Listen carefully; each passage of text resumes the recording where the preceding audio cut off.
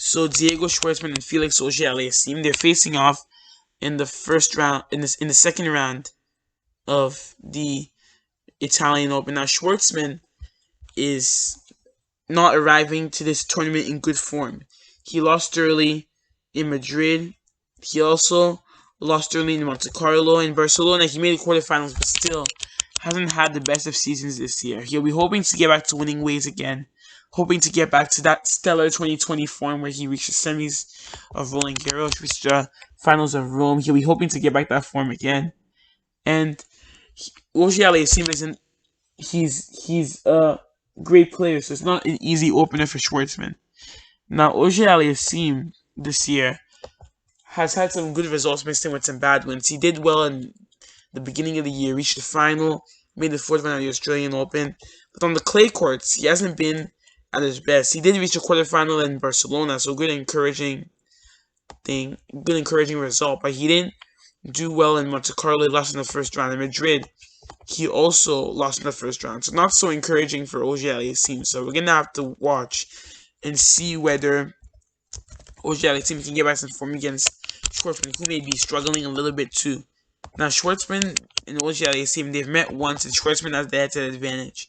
They met in Cologne in 2020. That was an indoor hard court and semifinal. Schwartzman won that in 3 sets.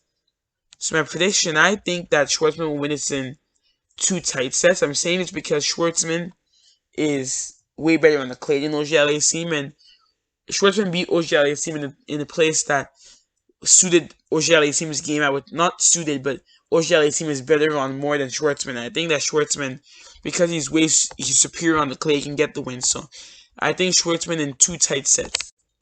So Lorenzo Musetti and Riley Opelka, they're facing off in the first round of the Italian Open. Now Musetti this year, he's had a great year. He's definitely a rising youngster, and he's definitely going to do well in years to come. He was able to make a semifinal in Acapulco this year.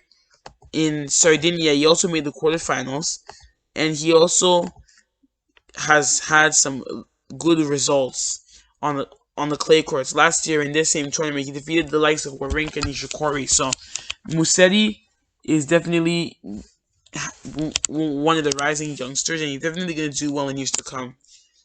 And he beat Hurkacz this just recently, after Hurkacz had to retire, but so not too much stock to take from that win, but still great. He likes the conditions here, the home crowd. He'll be pumped to do well here. Now Opelka is not really in great form. He only lost his win over Gasquet this tournament. In the other tournaments, he was on a losing streak, but now he's been able to notch a win, and now he plays Musetti.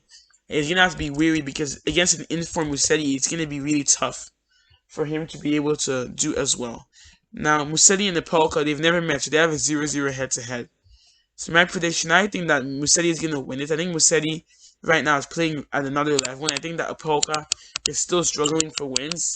So I'm going to pick Musetti to win this. I think it's going to be 3 sets because, as Opelka demonstrated against Gasquet, he can still have some good ground strokes. Even though he's tall, he still has good ground strokes. Amazing ground strokes for a taller person, but I think Musetti is going to win it. I think he's way more equipped. So I'm going to pick Musetti to win this in 3 sets. So Federico Delbonis and David Goffin are facing off in the first round of, or the second round of the Italian Open. Now Delbonis this year, he's had some good results mixed in with some bad ones. He was able to do well in Madrid. He reached the round of 16 coming from qualifiers.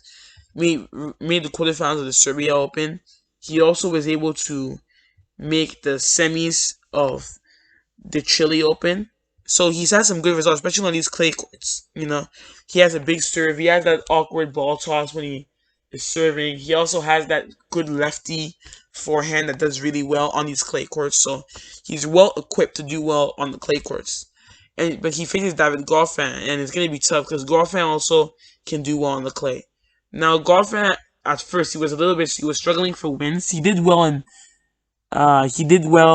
in Antalya and made the semis, but other than that, he was struggling for wins. But he did have some good runs.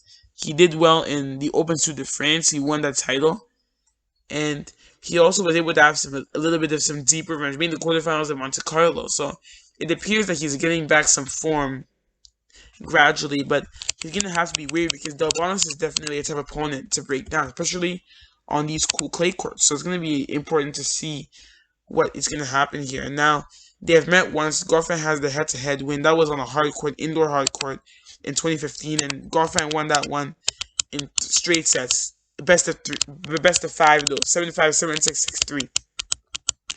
So my prediction, I think that Delbonis will win it. I think that while Goffin is the higher ranked player, I think that Delbonis does really well on these clay courts. And his win over Hashanov just earlier shows that he can do really well on these clay courts. So I'm going to pick Delbonis to win this one in 3 sets. I think it's going to be 3 sets. But I think that Delbonis will win it. So Delbonis in 3 sets is my pick.